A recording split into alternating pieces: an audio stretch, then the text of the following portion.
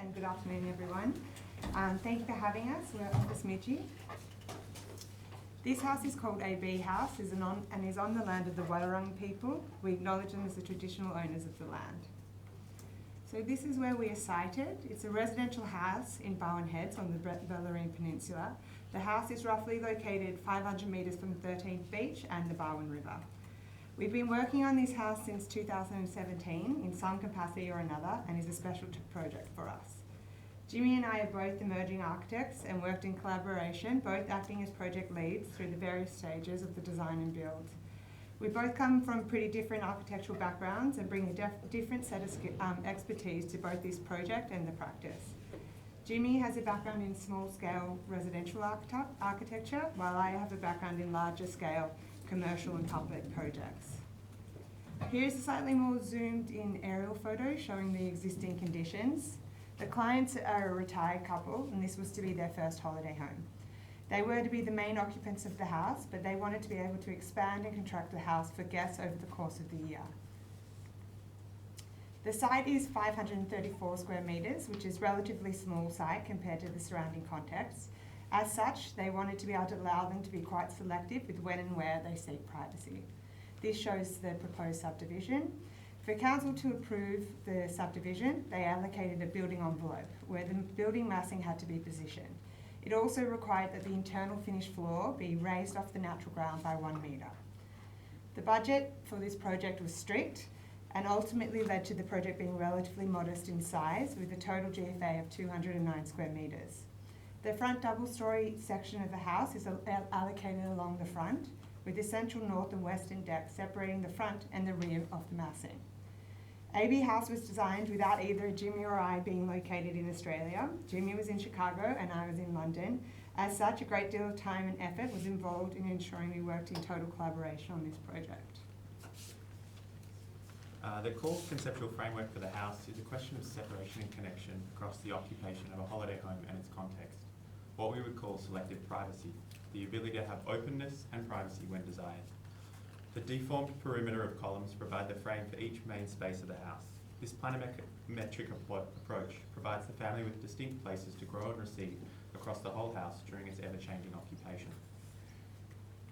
Responding to this, the house can be shut down and opened up. The back of the house and the corridor can be closed off with sliding doors, and the front of the house can act as a one-bedroom home that can be occupied without the undue requirements of a larger house.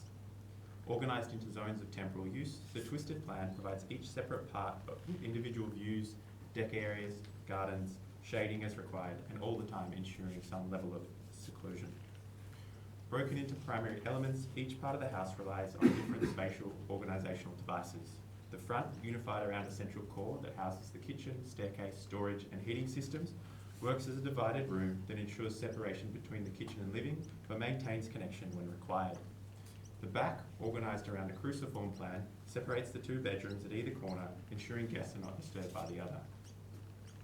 As seen in the level 1 plan, the bedroom, ensuite and robe are designed as one space, providing the occupants with absolute freedom of movement and maintaining northern aspects wherever they may be. The void space ensures the thinness of the living room is compensated with a double height space for both northern sunlight and ventilation through the southern study windows. Evident in the skylights along the west and east wall, obscured outlooks allow the collective areas to capture sunlight, while maintaining privacy from neighbouring properties. These skylights ensure daylight is maintained at appropriate times, while the bulkhead that encroaches in ground level provides further shading in the morning and afternoon. The design and construction of the steel was fundamental to the project, as the house literally hangs from the exterior steel frame. This required a great deal of collaboration between our contractor David Webb and the steel fabricators or design. Due to the proximity to the ocean, the constructability of the steel had to be considered very early on, as all on-site welding had to be avoided due to the corrosive environment. We decided to document as much of the manufacturing process as we could to ensure we learned from this methodical process. This photo shows the perimeter columns being welded together at the fabricators. And from the fabricators, we go to the galvanizers where it's being dipped in a big vat of hot zinc, and then to installation and assembly on site. And here you see the perimeter PFC and columns forming the steel framework and the floating floor starting to fill up this space with objects that form the building massing. This is an image from the street showing the surrounding suburban context and the galvanised steel box blending in nicely with the overcast sky. The front elevation of the project shows the corrugated fiberglass cladding on the ground level and the corrugated gal steel on the top. The implementation of relatively industrial building materials that could be installed in panels on site was a cost-effective solution to ensure the project was sticking to budget, whilst also being appropriate for the coastal environment. We worked closely with the landscape designer Bush Projects on the garden to create a soft green connection for the building. Here you see one of the 3 pivot doors on the front elevation, showing how the clients can control their selective privacy. These operable doors allow you to see right through to the western deck and beyond. The first image of the interior shows a view of the street, denoting the openness of the front facade, while the end of the central core denotes the continuity of space in between the living room and the dining room. Here in the living room, we see the core provide a visual barrier from the kitchen while the skylight takes in the morning sun. The bulkhead denotes the presence of the upper level and the connection to the kitchen beyond. And as proof of collaboration with the builder, much work was done to ensure that the skylight allowed for a horizontal blind positioned in between the glazing and the LVL structure. This is probably an image where much of the house can be understood.